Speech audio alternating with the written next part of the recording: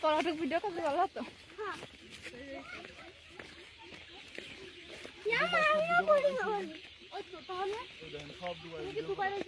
Marina beach কি সব video করা আছে, বুরুজ খলিফা ভিডিও করা আছে। দুবাইয়ের রাজধানী কি জানো? দুবাইয়ের রাজধানী আবু ধাবি নাকি জানো? Abu Dhabi. আবু ধাবিটা কি না? না, বর্তমান দুবাইয়ের রাজধানী দুবাই হয়ে গেছে।